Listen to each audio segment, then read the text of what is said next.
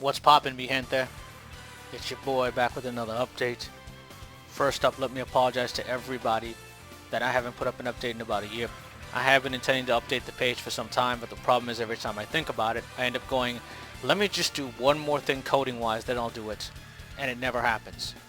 There's also the very fact that I am very unsatisfied with WordPress as a platform for this fan project. It's just not very good for getting suggestions, feedback, and promoting discussion about it. Then there's also the factor of donations. The only way I have to get them right now is via PayPal, but that doesn't let people who contribute see who has contributed and how much, and I don't like that fact. Nor could I blame anyone for not donating because of not being able to see that information. I really don't want to ask for donations, but I've probably put in about $6,000 of my own money working on this project for Sprite work, so I really don't have a choice but to do so. I don't intend to profit from this, but I do have to get some kind of funds in to recoup my losses as an adult man who isn't even working right now. But I'll discuss that later in the video. At this point, I was honestly tired of just putting up posts about I've worked on this or coded this or have new sprites to this or this is 95% type of update, so I decided to make this vid. It's a little longer. I'm going to try to keep it to around 30 minutes, so I do apologize if it seems to drag on a little bit. But I am going to show you a lot of things in the video, including the new weapon sets, basic movement for Alucard, so you can really get a feel for how many options the character now has versus in the original version of the game where he was a bit stiff. The individual forms, Mist, Bat, and Wolf. I'm going to show off some new tile sets. I'm going to show off some new collision-based stuff, like stairs. I'm going to show off some stuff for Classic Richter and Classic Dracula. And at the very end, I'm going to go ahead and talk about different things like Patreon, setting up a Patreon for this, getting a forum set up for places like brainstorming, and basically what else is needed for anybody who wants to go ahead and help with the project. So with that, let's go ahead and jump in. I'll try to put some stamps in the WordPress post, timestamps rather, in the WordPress post. This way if you want to jump to a certain part of the video, you can. Let's go ahead and get started. Okay, first up, let's talk about the weapon sets. Weapon set 1 is swords and clubs. I put up a quick video of this on YouTube some time ago, but we're going to go into more detail here. Starting with the ground chains. As you can see here, Alucard is using a simple ground chain. It involves 4 different attacks. It's set up to have good speed, good hitboxes, so that it feels more powerful than ever. He has the usual ducking ones and diagonal ones, which you'll notice are just single poking attacks. He can also use the ground chain, different individual attacks after moving around, so you can attack one enemy on one side, step forward, use the rest of the chain of another if you happen to kill it. We also have chains in the air, which are only 3 hits, so it's a bit quicker. Air combat is an important thing, as at the moment Alucard only had single attacks in the original game. We also have the strong attacks here, the ground and air overhead. And these are single attacks, they're not chained at all. And of course his launcher as well. And you can of course do things like use the launcher, pop up into the air to use an air chain afterwards. And you can even mix up a couple of things with it, like double jumping and canceling with a strong chopping move. And we still have the dropping attacks where he hits down and diagonal if you just want a single attack in the air. Weapon set 2 is spears and two-handed swords. Again, ground chain here, 3 attacks. Very simple, to the point, and effective. Ducking, single attack, and in the air, this set only has a single attack. It does overall less DPS, but more single hit damage, so you could one-shot an enemy in the air that you might need to use 2 or 3 sword attacks with in the air instead. For the strong moves, he has a lunging stab, which is going to knock enemies back, and is good at poking. And he has an impale move that literally pierce through enemies and do some seriously good damage. And here we have the Grimoire of Souls inspired Whirlwind move, which is a powerful move that does multiple hits, but it'll launch smaller enemies but knocks them away so you can't follow up afterwards. And of course, you can switch between the 2 weapon sets with a simple press of a button, which is what you see me doing here. A quick side note, a good number of weapons do not have all the particles or effects completed. These are being left for later on in the project's life as they are what is considered polishing. They're not really something that's needed while you're still programming things and just tend to get in the way.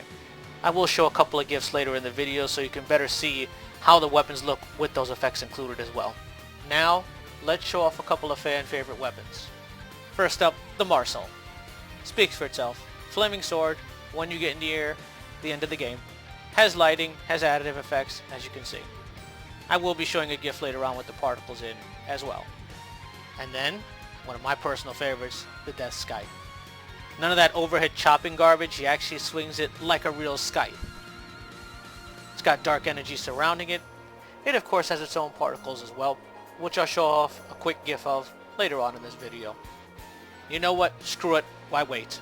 Here are some gifs of the Marcel in action, with the full particle effects in display. And I apologize for the slowdown. It's only because I didn't adjust the speed of the gifs. But I really wanted to show you guys this because I think it's amazing how even the smallest amount of polish can make such a big difference in a game's appearance and presentation. And here we have a quick gif of Whirlwind in action with particles displayed. I apologize. I had said I was going to show off Death's Sky's particles, but I'm going to hold off on that for now. Don't want to spoil everything about the weapon, considering it's a very late game one. Now let's show off Alucard's basic moves. I've shown Pixies before, but I don't think I've ever shown a full video in detail of it. Things like walking, jumping, crouching. He of course has a double jump that was inspired, again, by the recent seemingly cancelled Castlevania game Grimoire of Souls. He also has a new stomping move that lets you get out of the air real quick if you're being attacked, and will squash smaller enemies if you land on them. And of course, something that's been demanded for a long time, a dash, which of course can be cancelled by different attacks.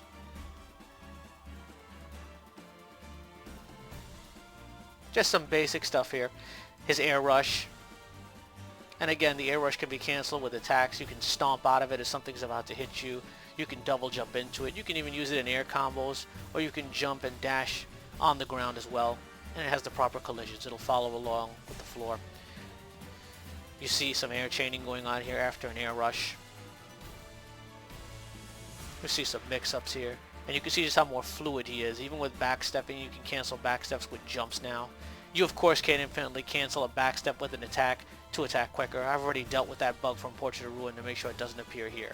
But you can just see how much more fluid and action-based he is. He's hanging from the ceiling here, and I'm holding the button to hang on for longer, but if you don't, you'll drop quicker. And you can cancel this with an air rush as well. You can stomp out of it if you feel like it. I'm just giving you a lot more options and a lot more overall control with Alucard's movement here, so it feels more fluid. And of course, let's not forget shields. Shields are in the game. You can use them just about any time. However, I am setting them up so that you can't abuse them. I want you to have to focus more on using your evasive moves and your attacks to protect against projectiles versus just being able to hold the shield button up. Perfect guarding is being implemented as well. And then we have sub-weapons as well, which all have new animations both on the ground and in the air. Here you see one. He does have 6 sub-weapons at the moment. This one's intended for Summon Spirits. It's also used for another sub-weapon, which is the Demon Familiar Summon. And you can see it doesn't cancel when it hits the ground. He does go into it and continue the animation. And you can, of course, mix things up between attacks. You can cancel attacks with sub-weapon use. Here we see another animation for his Flame Pillar and his Pentagram. And now we have, of course, Hellfire, one of my personal favorites. Being designed so you can fire it in the ground or in the air makes it just that much more useful. And here we see Alucard drinking a potion. There's nothing in his hand because I haven't coded the sprites in for that or the sub-weapons, but this way you no longer have to go into the menu to uncurse, use anti-venom, etc. And here, at the moment, this is for charging up his MP and restoring his regular MP. However, I am considering making this move vary based on what cloak you have. And again, this will be something that'll have cooldown, so you can't use it and abuse it constantly. Mistform, which I've talked about at great lengths before, the hell I went through to get this coded and get it working, looking like the original. No particles here just yet, which I'll be putting in to make it look even better. And next up, we have one of his special moves, Valmanway. You don't see the slashes here, but as you can see, the move itself can be used on the ground or in the air. And the thing about this move is you can actually use it to cancel a normal attack or a sub-weapon. So you could use a ground chain, follow up by a sub-weapon, followed by Valmanway, or you could launch an enemy up in the air, followed by doing an air chain, then doing a sub, then doing a Valmanway slash. Very useful against larger enemies and bosses to do more DPS. Something I also didn't mention is that there are different video modes. At the moment I have scan lines on, which I am not going to shut off so you can just see what the game looks like in all its pixelated glory. Here we have a dummy enemy, a bloody zombie. As you can see, I can't hit him, but he can't hit me. That doesn't seem really fair. In fact, it's actually kind of pissing me off. Why don't we get a little payback by showing him one of Alucard's other new special moves. I call this move the Vampire Kiss. Again, no particles or blood, but as you can see, he rips their throat out, feeds on them, which will restore a little bit of health. Alternatively, you could hold the button down and do that slash instead, which is useful on enemies you can't grab, like bosses, which will cause them to take bleeding damage for a few seconds, and does a good amount of damage. There's also an alternative here, as you can see, where you actually finish the move and stay in place, which can be useful for moving around. And yes, the move does work for either side. You can grab them from behind or in front. As for those enemies that don't bleed, well, instead of feeding on them, he just does this. Tears their soul out and crushes it in his hand. Again, no particle effects there, but same thing. It'll work from either side and can be extremely useful for one-shotting some of those smaller, more annoying enemies, and you still have the option to do the slash as well. Okay, before we move on, let's put on a little bilinear interpolation, another one of the video modes available in the game. See if you can notice when I switch it off and go back to just regular pixelated graphics. Okay, so that's enough of Alucard's plain old human form. Let's look at his bat form a little bit. As you can see here, it's been revised. The original sprite was done by Jacob Woodruff and was touched up by my current artist. You can see him flying here. He can use his bat echo to attack while moving around, or alternatively he can use bat fireballs which stop him in the air and are slower but do significantly more damage, as you can see the animation there. He also could summon bat familiars that act as drones, and that little wing snap there would be him launching them forward with an auto-target an enemy and explode, destroying the drone but doing extra damage. His wing smash here is invincible to attacks and is used as a crash up, and look at that, he just took damage but he didn't turn back. That's right, no more of this BS of being in wolf form and getting knocked back into Alucard. If you take damage, you'll stay within wolf form, or excuse me, bat form. And yep, he also has ground animations, and you can do everything on the ground that you could do in the air. Now, he also has a move where you can create a shield in front of him, Gradius style, and that was the animation for it right there. And he has the ability to turn into mist as well, and he can also turn it into wolf form or back into Alucard whenever he wants. All in all, the goal is to give him a comprehensive moveset, and that includes getting knocked back and flying into walls. I may put a couple of things in that will turn you back into Alucard under certain conditions, but for the majority of the time that's not going to be the case. If you take damage as a bat, you're going to stay as a bat. I personally thought that was really annoying in the original game and limited its use quite a bit, the fact that you get knocked back upon hit.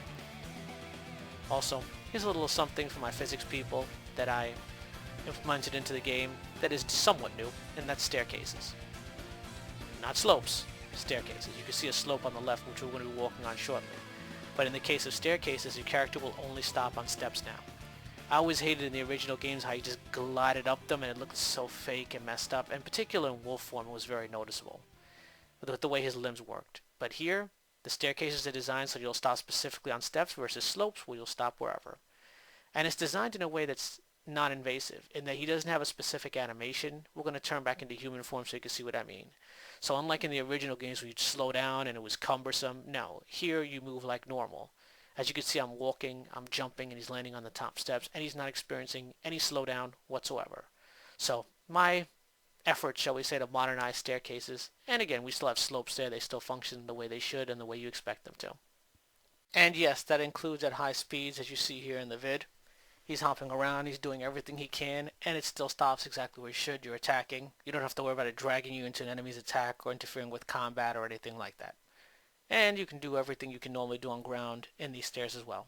Nothing major, but just wanted to share it. And this is mostly because I grew up in the Nintendo era of video games, so I remember exactly what a headache the staircases were in the original Castlevania games. And of course, we have another series staple here. Everybody's favorite, moving platforms. And they can move up and down, left to right, or a combination of the two. On the right, you might have noticed a blue crystal platform. It's an appearing and disappearing platform. There are also white crystal ones which are slower. And yes, you will need to get the appropriate item to go ahead and see these. So, usual progression thing we've come to expect in Metroidvanias. Alucard also now has the ability to grab onto ledges. And this, of course, will come in very handy when you're platforming. This was heavily inspired by Metroid Zero Mission, meaning that it's non-invasive. You can jump afterwards, you can air rush, you can still go into attacks, stuff like that. And you can also hang from moving platforms, which is going to be a definite lifesaver. Have some basic quicksand here, nothing too major. A simple lever to activate something, and yes, there are levers specifically designed for bat form as well. So again, reasons to actually use the form here. And yes, these also will work as hanging points for certain puzzles you can utilize to avoid attacks. That bright orange tile is a chair. And of course, we still have the ability to push and pull crates and objects here. And it's important that you had the ability to pull, because in the older games you could only push, and if you pushed it over one pixel too much, you had to reset the room. really annoying thing that I just didn't like. And of course, another series staple, the spinning platform. You land on it, it spins. You can also hang from it, and it'll spin. And it's been set up with the timing so you can't just stand on it, double jump, and save yourself. You're going to really have to use your platforming skills to get past these when you run into them. That purple object you're seeing is just a jump through platform. Nothing special here. Another thing I will say about grabbing onto crates is it's non-invasive. As you can see, you can hang from them, you can jump off, you can cancel the grabbing animation with attacks, etc. This blue tile in front is a grate. Basically you have to turn into mist form to get through it, otherwise it's totally solid. Nothing too fancy there. These are just some of the basic things in the engine. Things you'd basically expect in a Castlevania. Last but not least, doorways. And you can actually go into these in any form you have because there are animations for each particular form, as you're seeing here. The exception is mist form because you can change back and forth to mist form whenever you want. It's not like the other two forms that you're going to want to stay on them for an extended period. And yes, that means wolf form as well. Speaking of wolf form, this is something I've been wanting to show off for quite some time. The original sprite was designed by Mario Santos, and he did about half the animations, and my current artist completed the other half. And I want to thank them both for their contributions because I know this was not easy. He can walk, he can dash, he has a super speed dash just like in the original. You see slammed into the wall there. He has pain animation, so again, you won't get knocked back into Alucard's normal form. And I'm even going to come up with a couple of shine sparking things where you can dash through walls, maybe hop through them with enough speed. As you can see, he has a double jump. I mean, and he has a full moveset. This includes an air rush. And you will see two different kinds here, like the effect is weaker on some of them, and that's because the fully charged up effect does a little more damage and blocks projectiles. This can actually be useful in combat to approach enemies and then go into biting animations while going through their projectiles if say you have a line of bone pillars in front of you. Speaking of bite, you can see the range it's fast and the range is heavily extended because of the effect here. It's probably got about 3 or 4 times as much range and still can be used during just about any ground move you have. However, he can't do it during the air. And that's because I gave him this, a brand new kicking move. And this was implemented because anybody who's played the original game knows how cumbersome using the bite attack was in the air. This covers a much wider area and is very useful when you could have enemies coming at you from weird angles, say ravens or a skeleton's bone. Now, it doesn't have the same DPS as the bite attack does on purpose for that reason. You can also see him doing his stomping move here, which is again an excellent way to get out of the air if you're being attacked. And this animation is actually for his rune sword attack. It can be done on the ground, it can be done in the air, and it can be done when crouching. Now this move is designed to be a powerful long-ranged attack with some cooldown to it. You'll notice it doesn't have a sword attached to him for that reason because I haven't gotten to implement the rune sword's animations. And last but definitely not least, a backstep. Yes, the wolf has his own backstep. Yes, it's interruptible by a number of moves, including, as you see there, a double jump. Again, the idea was to give him a comprehensive moveset and make him as fluid as possible. This little animation here is just him falling back. You'll notice in the original game, if your rear legs weren't on a platform and you stopped moving forward, you would start to fall back. I did implement that in this game, but I implemented it so that the pullback doesn't have as much force, and you can walk forward a lot easier to prevent it from happening. And here, we're just going to show off a couple of his pain animations. Again, a big thing I wanted to do is make sure you were not going to turn to Alucard while you were in wolf form if you took damage. That includes getting sent flying back into a wall. Although admittedly, oof, that looks like it hurt. Also, the wolf form has its own unique ability, and that's the ability to swim. Alucard in human form will sink like a stone and take damage. In bat form, you just turn back into Alucard. This was done so that the wolf had its own unique use, unlike in the original game where it just seemed like extra fluff. And here are a couple of his animations. You have an idle animation when you're on the surface of the water on the left, in the middle is idle when you're underwater, and then on the right you have a quick swimming forward animation. Now he can swim forward, he can swim up, he can move forward slowly, he can attack with a bite, he can attack with a sword, and he also has his own unique pain animations underwater.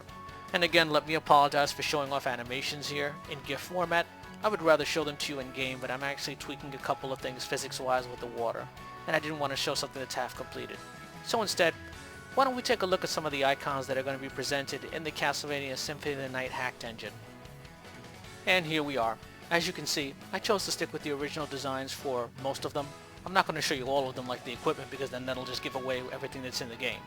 But, long story made short, I chose to take the original icons, give them a little bit of an upgrade, in the hopes that we would still have that retro feeling, but at the same time make it look a little more modernized and high quality. Because while the original game, in my opinion, is a masterpiece, it's also 20 years old and was definitely in desperate need of an update. I did try a various number of redesigns, including double sizing them, making them more high res, and none of them just worked as good as good old pixel art. On the top there, you'll even notice we have icons for Alucard's individual sub-weapons, which would be the Summon Spirit spell, Hellfire, an Infernal Pillar type of spell, his Demon Familiar, the Pentagram, and the Agnia. You can disregard the stopwatch, that's Richter only. Every character in this game is going to have their own unique specific sub-weapons. As usual, all credit for the artwork goes to my artist, who has put in an innumerable number of laborious hours to get me exactly what I wanted. And believe me, I've been really picky with the quality of the game. Okay, and with that, that's all I have to share for Alucard himself. The rest of this video is going to mostly be comprised of GIFs of classic Richter, along with a couple of new attack effects for Dracula, and even a new animation for Dracula's second form, followed by some concept art for the new first area, the Graveyard, which is actually a mix of a graveyard and a town. It was inspired heavily by Rondo of Blood and Castlevania 3. In the meantime, let's talk about what I have planned for the engine this year, what's the status of it, what's going to be going on. Well, in short, the status of the engine is I'm trying to get a demo out this year. And mind you, I don't mean a demo of just the prologue with Richter. I'm talking a brand new first area with a fully functioning Alucard. And the area I have planned is a graveyard/village area inspired by Rondo of Blood and Castlevania 3 combined. I want you to be able to use Alucard to his full potential. I'm talking bat form, I'm talking wolf form, I'm talking mist form, I'm talking Alucard in human form. Now, I'm going to probably unlock just one weapon, the short sword. Well, two weapons, a long spear along with that, so you can try both weapon sets fully and all their moves. Wolf form wise, I probably won't put any swimming areas in because I'm not playing any water since this is the first stage. But the bottom line is I want you to be able to play as Alucard. I want you to be able to use his full moveset. I want you to be able to see what the combat's like. I want you to be able to see how fluid it is and test for yourself if this is a bug-free, stable engine or some piece of alpha garbage that's going to make you want to throw yourself out the window. Seeing is believing, as they say. So, Plan 1, demo out in the first half of this year. Plan 2, I'm going to have to set up a Patreon. Because the bottom line is, while I do not plan to make profit off this, this is not my intellectual property. I am going to have to ask for donations only because if I'm going to create new sprites, I have to pay somebody to do that. And the bottom line is creating sprites is quite expensive. I have a lot of things planned here, but again, this is something I'm just going to touch on lightly right now. More importantly, I want people to see who donates to me. I want to be able to offer rewards to anybody who donates to me. If anybody subscribes to me every month, I want to be able to offer them something, some kind of incentive. I want to be able to put up more updates as well. And all of this kind of ties together. So, that's plan number 2, set up a Patreon. Plan number 3, set up a forum for brainstorming. And the reason behind this, WordPress sucks.